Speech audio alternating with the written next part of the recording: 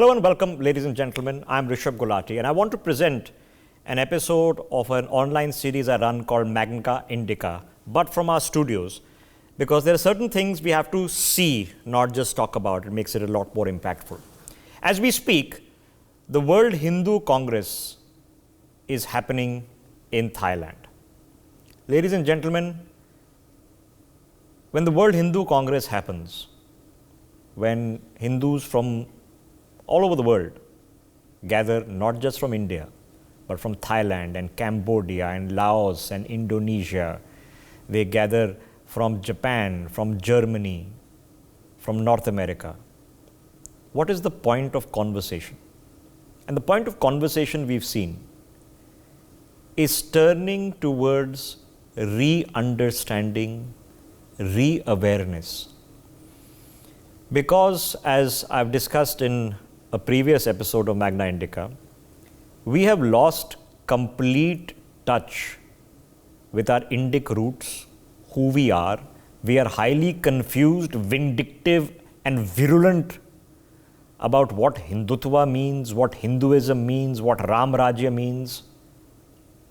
And within the heartland, which is Bharat, here in India, if we ourselves are so viciously confused and combative, we shouldn't be surprised that if in Western countries certain vested interests are trying to create a phantom that there is some sort of Hindu extremism, fanatical fascism, genocide of minorities about to happen. The points of conversation at the World Hindu Congress for the past couple of days have been, number one, the Thailand Prime Minister coming out to say that the roots of world peace can be found in Hinduism. Now, many people, Hindus themselves, will think Hinduism is a religion. And then we have to remind ourselves that no, it's a way of life. There is no one book defining Hinduism as a religion. It's a series of theosophies that has become modern day practice by amalgamating so many centuries of virtues, of stories of good and evil, of philosophy and how to live your life. Now, if you look at India, the crusades didn't begin here, the jihads didn't begin here, the religious wars didn't happen here, the First World War, the Second World War didn't start here. So perhaps there is a hope that in a country that has nearly 1 billion Hindus, has more than 200 million Muslims, which was the birthplace of Jainism and Buddhism, Sikhism, has never persecuted the Jews, has not done the jihads and crusades. Maybe the answer in diversity is to be found here. We discussed last week about the kingdom of Ayodhya in Thailand, which was the progenitor of the modern Thai state, whose current head of state is still called King Rama the 10th. So the Indic civilizational roots, whether Ramayana is performed in Bali or Laos or Cambodia, are equally large. And some of these are near 100% Buddhist majority countries. There are hardly any Hindus in places where they have no acrimony in saying that the head of state is King Rama. So there is a need for, and perhaps the first happy signs of an Indic and the Hinduic renaissance, a Punarjagaran taking place. Now, if you track European history, there's something called the Dark Ages of medieval Europe. There are a period of time that lost track. India seems to be emerging from that period of time that lost track. And the good thing is, if you saw the European model of how the sequence of events went, a classical revivalism when it turns into the Michelangelos and the Da Vincis, is an excellent thing. It becomes the progenitor of scientific thought. It leads to the Newtons. So a classical revivalism that is taking place, not just in Bharat, but amongst the quote-unquote Hindu peoples, the Indic civilizational roots across South and Southeast Asia, this classical revivalism is an excellent thing. But it needs to be put into a context, and sometimes that context is physical. So let's begin by putting an image on your screens. Let's put it up front, fully on our screen so that we can see it. So this, ladies and gentlemen, is recognizably the Qutub Minar in Delhi. Now you all recognize the Qutub Minar. At the bottom right end, of course, is the famed iron pillar. Now the iron pillar we know dates back to Ashokan Mauryan times. So the iron pillar, of course, is more than 2,000 years old. Ashokan Mauryan times, ladies and gentlemen, if you're watching from a foreign country, is in the context of the similar period around Alexander the Great, so the 2nd or 3rd century BC. The Qutub Minar, of course, is a more recent occurrence. It was built, or the construction began in the year 1200 by Qutubuddin Aibak. Firoz Shah Tughlaq completed the last story, the 5th story, in 1368. So what is the Qutub Minar? Sticks out in the landscape of the Mehrauli area of Delhi. What was it built for? So you can argue that it was built as an observation post, but most likely it was built as a victory tower. This was the victory of the first Islamic Sultanate to rule over Delhi. That's why they built this tower. And how did they build the tower? Now here's another image on your screens. Ladies and gentlemen, there is a colonnade that surrounds the Qutub Minar. This is a stone from the colonnade in which you see in the center, that's a cow with a hump. Now, why would an Islamic architect carve a cow into the stone of a victory tower dedicated to the rise of the Islamic Sultanates in Delhi? The answer is there's no reason, because the depiction of animate forms, as you know, is haram in Islam. So what explains the fact that along the colonnades you can find carvings of murtis? You can see one in the white stone and you can see one in the red sandstone, which is the smaller one. Female figurines.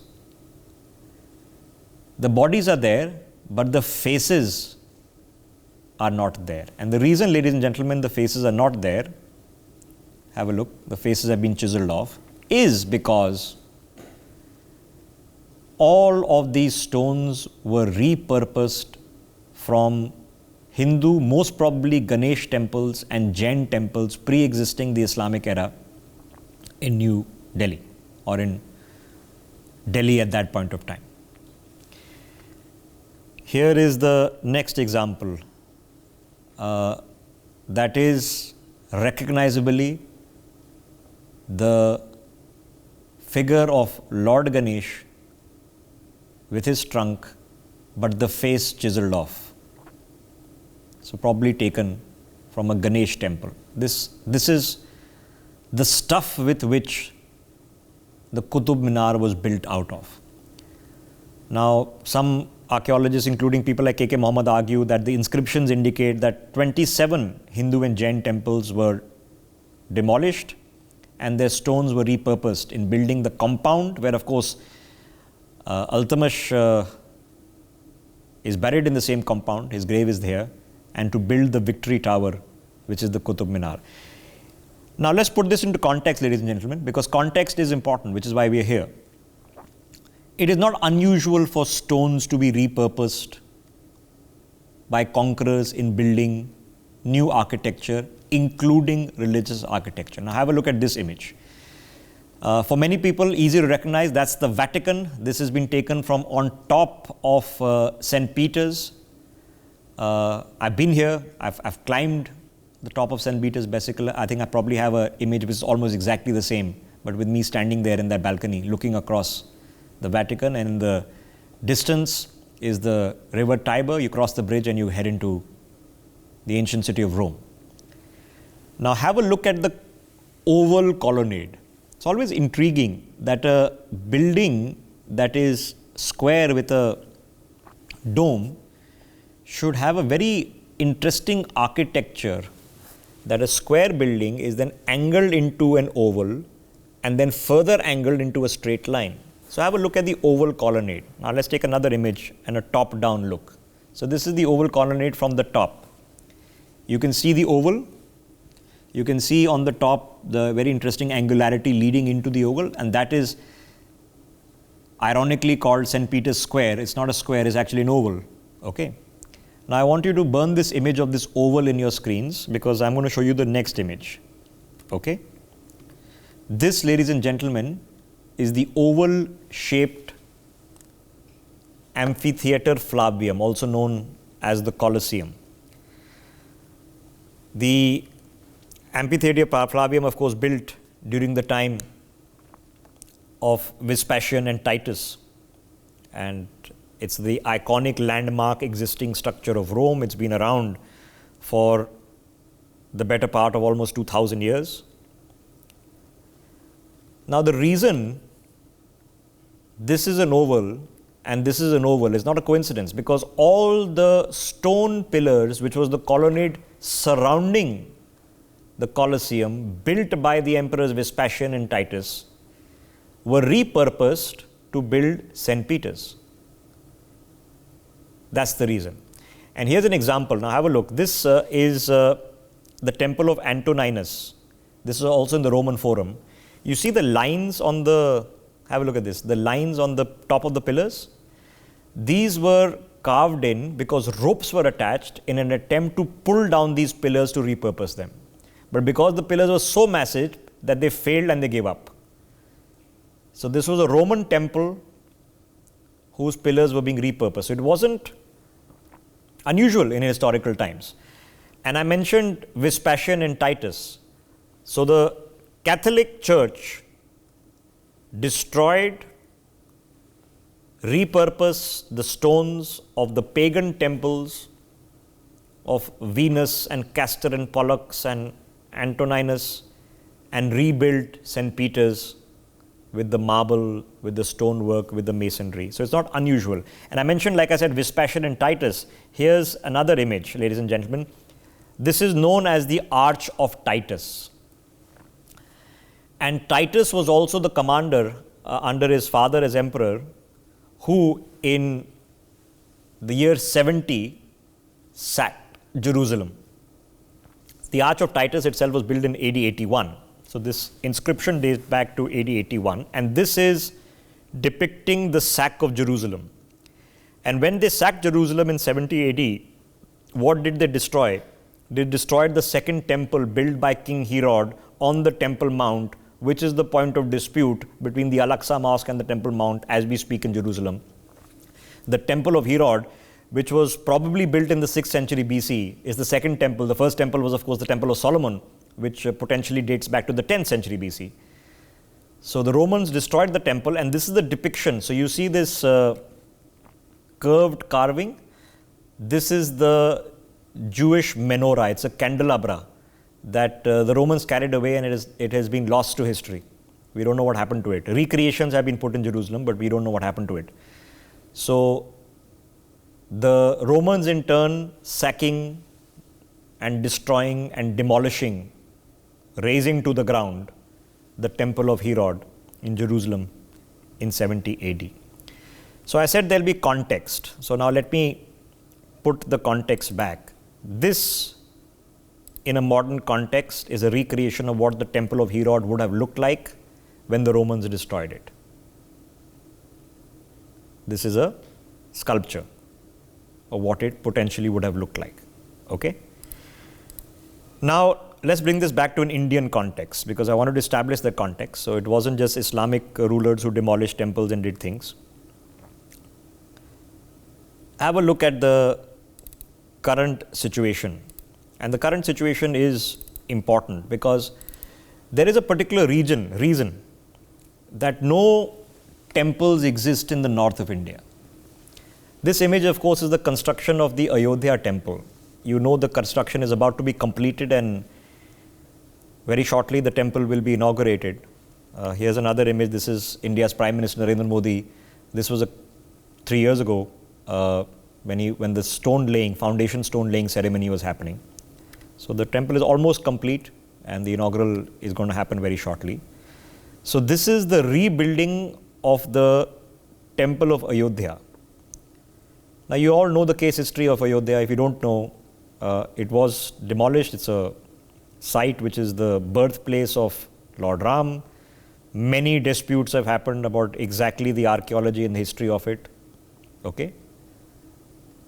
But in Hindu Indic history, the birthplace of Lord Ram is as important as the birthplace of Guru Nanak, now known as Nankana Sahib, or Makkah, the birthplace of the Prophet, or a holy site of the Temple of Solomon. It's an important site. So temple is being built. Now why is the temple being built in 2023-24? The reason the temple is being built in 2023-24 is because no temple existed on this site. And if you remember your recent history, well, there was a mosque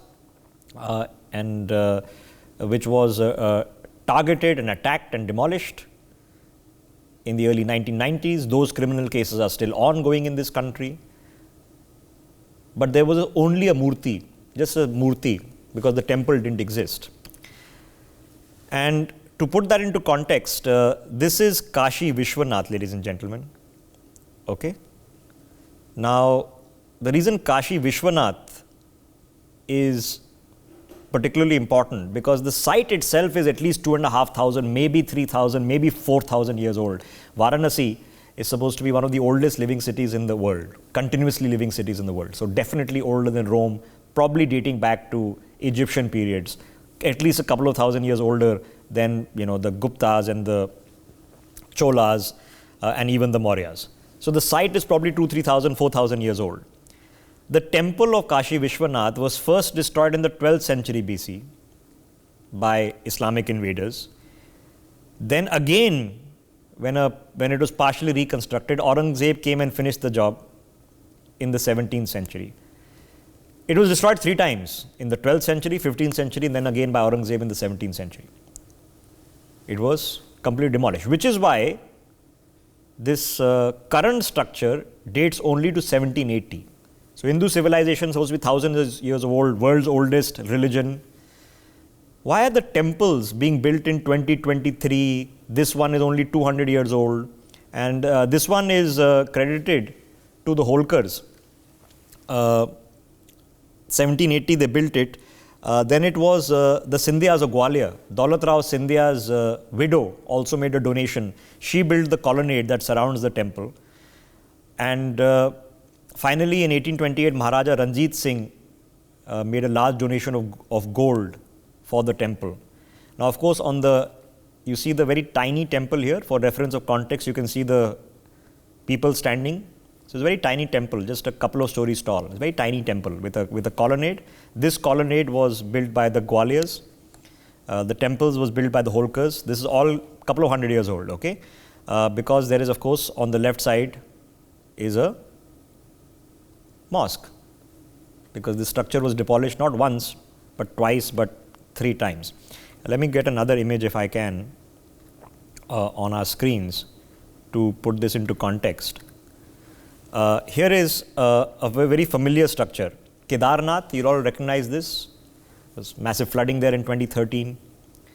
The Kedarnath is a Shiv temple. Now, mythology says that the site was first constructed upon by the Pandavas of the Mahabharata. The current structure was probably built in the 8th century by Adi Sankaracharya. Again, not a very large structure. You can have a look over here. For context, the people that are standing there. So it's just a 15-20 foot structure with a 30 odd foot minaret. So this is the holy site in the north. So Kedarnath is one. I've shown you Ayodhya. We've discussed Kasi Viswanath. This, ladies and gentlemen, is the Krishna Janmabhoomi in Mathura. Okay, so Mathura being the birthplace of Lord Krishna, many people are familiar with the story that you had his parents who were put into jail because of a tale that had been spun on the Krishna Janmasthan, and that's where Lord Krishna was born. There are three main temples in this Kasi Viswanath site, and they're very familiar. Keshav Dev is the temple, Bhagvat Bhavan, the Garbh Griha. Now, what is very interesting is that although the site construction archaeology probably dates back to the 6th century BC, so that is 2600 years ago, with one of the major temples being built under the reign of Chandragupta II in 400 BC. So the temple itself was built in 400 BC. Then, of course, in 1018 came Mahmud of Ghazni, and he made a large ode to the temple. He said that if I sit down and get my people to construct the temple, which is his architects and followers, it might take us 200 years with all our resources, with millions of dinars, and we probably couldn't build a temple this great. So what did he do? He took 100 camel loads of loot, and he literally tore down the temple and burnt everything else. So that was Mahmud of Ghazni in 1018. In 1207, a small Vishnu temple was rebuilt on the site. This current temple, you won't believe it, was built in 1982. Because when they restarted rebuilding the temple after the Ghaznavid period, guess who came along? Aurangzeb. And on the left side of your screens, of course, you see the Shahi Eidgah. So now let me just take you to the black and white photograph. Here it is. Okay. So this is the Shahi Eidgah. As you can clearly see, there's nothing around it, because they built the Eidgah on the spot, so nothing else could be reconstructed. This was the time of Aurangzeb. So the current temple, which is here, this is the temple, Krishna Janmasthan. This was built in 1982 by the Dalmia business house. So it's only just exactly 40 years old. Okay, and this is, of course, Dwarkadish in Mathura. So there is a reason, ladies and gentlemen, and let me take another example if I can. This is Pushkar. Okay, this is in Rajasthan. This is one of the only temples to Brahma. This is a 14th century temple, very tiny, very small. It's a one-story temple, tiny little plot.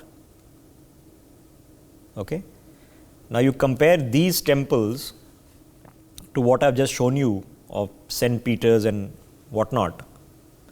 They're all small because they're all demolished and rebuilt over a period of time. So you can't find temples in the north of India. So where do you find them?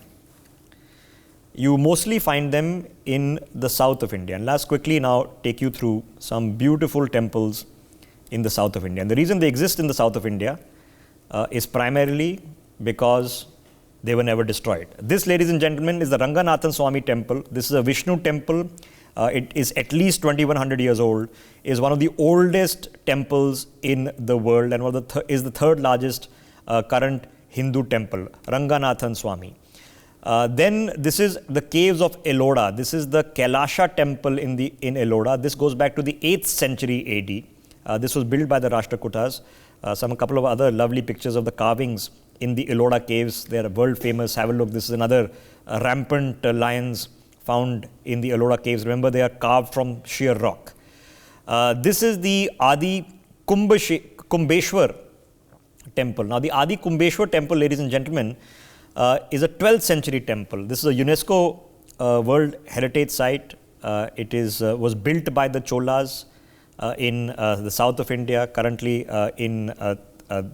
it's a Shiv temple, 9th century in fact, built by the Cholas.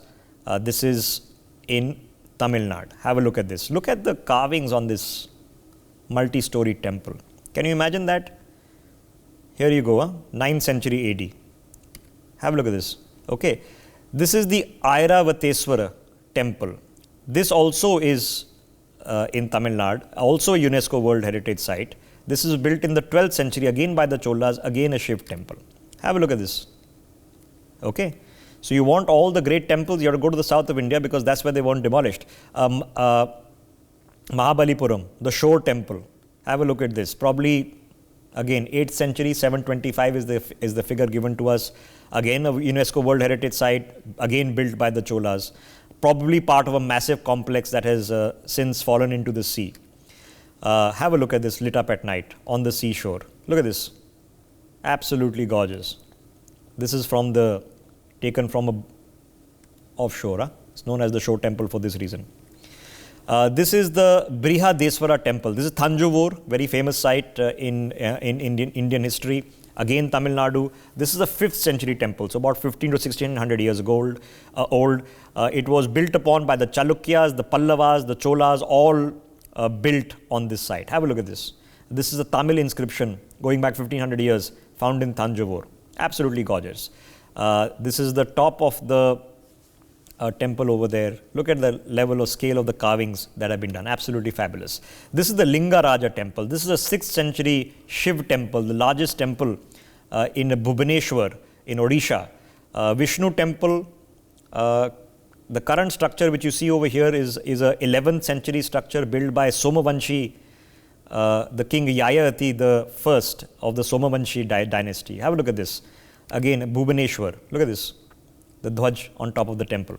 This, of course, is the very famous Tirupati, a Venkateshwara temple. It's a Vishnu temple in Andhra Pradesh. This, ladies and gentlemen, is a 9th century temple. The next up is Bhogandishwar. Bhogandishwar is in Karnataka. Again, it's a 9th century Shiv temple dating back to the time of the Rashtrakutas. This is in Chikbalarpur. Absolutely gorgeous places. And finally, I'll leave you with Jagannath Puri. Now, Jagannath Puri, ladies and gentlemen, again a very, very famous site. It's a Vishnu temple. This dates back, the current structure dates back to at least the 12th century AD. Here's another site of Jagannath Puri taken from the opposite end. So this, ladies and gentlemen, puts you the context of you have to find the ancient temples in the south of India. But were they only in India? Not really, no. The reason was, have a look at this. Angkor Wat. Now, Angkor Wat, ladies and gentlemen, built in the 12th century by King Suryavanshi with the chief advisor by the name of Divakar Pandit. It was a Vishnu temple that later on got converted as the country gradually converted. This is in Thailand, in Cambodia, obviously, as the country converted to Buddhism. But initially it was a Vishnu temple. A beautiful shot, I'll just show you. This is the Prambanan temple in Indonesia. This is a 9th century temple in Indonesia. Okay? So at the same time, the temples that I've just shown you in the south of India, this is the same period, Prambanan in Indonesia. It's 47 meters tall. So it's one of the largest and tallest temples, Hindu temples in the world, and it's not in India, it's in Indonesia. This is a more recent building in 1920. This is the Sri Subramaniam Swami Devasthanam. This is in Malaysia. Okay, have a look at this. This is the Pashupati Nath temple, a very famous temple in Nepal, one of the oldest temples dedicated to Lord Pashupati, one of the largest temple sites in the world, again, in Nepal, which remember has a large Hindu population. This is Bangladesh, Dhakeshwari temple, which is the largest Hindu temple in Bangladesh. It was completed in the 12th century. So again, an old temple. This is the Sri Kali Mandir in Myanmar, built in 1871. This is the Sri Subramania temple in Fiji. It's the largest Hindu temple located in Fiji. It was been recently built in 1984. They finished it. This is in Pakistan, of 16th century temple that is still existent. This is Singapore in 1859. The Thendayuthapani temple in Singapore. This is Borobudur in Indonesia, what is now the largest Buddhist temple in the world, and you can clearly see the architectural similarities because, of course, Buddhism was also born right here in our land. And I wanted to show you this image of Angkor Wat. Okay, it's very, very telling. And it doesn't end here, because I began this concept by saying that there is a classical revivalism happening, and you saw that in the building of Ayodhya. But what I found absolutely fascinating, and the reason I picked up this subject to discuss today, is have a look at this. This, ladies and gentlemen, is an architectural rendering of the Babs temple in Abu Dhabi. It is almost complete. This is one of the latest shots of construction. It is going to be inaugurated in a few weeks. So at the same time, you're going to see the Ayodhya temple inaugurated. The largest temple in Abu Dhabi is being inaugurated, and it's absolutely humongous. Look at this, with an auditorium, amphitheater, massive site in Abu Dhabi, which is an emirate. These are the Emiratis laying flower petals, so rose and genda ka phool, at the foundation ceremony. They weren't worried about some Hindu phobia. They're welcoming classical revivalism in the Emirates. This is the foundation stone that was laid of the Babs temple in Abu Dhabi. Here's the one in New Jersey, which has just been completed. Look at this. It's the largest temple in North America. You know, ladies and gentlemen, 65,000 cubic feet of Italian Carrara marble. They bought it from Italy, shipped it to Rajasthan to be carved, then shipped it to New Jersey, and volunteers then came and constructed this temple. Just look at the carvings that have been done. This has literally been inaugurated weeks ago. Look at this. Absolutely fascinating classical revivalism happening. Not only, this is architecture, this is sculpture, this is art. Look at this. What a job they've done. Absolutely fabulous. Here's a look at the roof. Carrara marble, carved so finely. Absolutely beautiful. This is the Hindu mandir which is being built in Germany. We've interviewed the priest who's organizing this as we speak. This is the Mahalakshmi mandir in New Zealand, which is being constructed. This is the Swami Narayan mandir, which is being constructed in Bahrain. This is an architectural rendering. So you're seeing across the board classical revivalism. And that's a very happy thing. It's a happy thing for Bharat, for the civilizational roots of the Indic civilization that go from Indonesia to Malaysia, Thailand, Cambodia, Vietnam, Laos, Nepal, Burma, Bangladesh, Pakistan, Afghanistan, Sri Lanka. And it's happening all across the world. It's architecture, it's art, it's sculpture, it's learnings, it's philosophy, it's theosophy.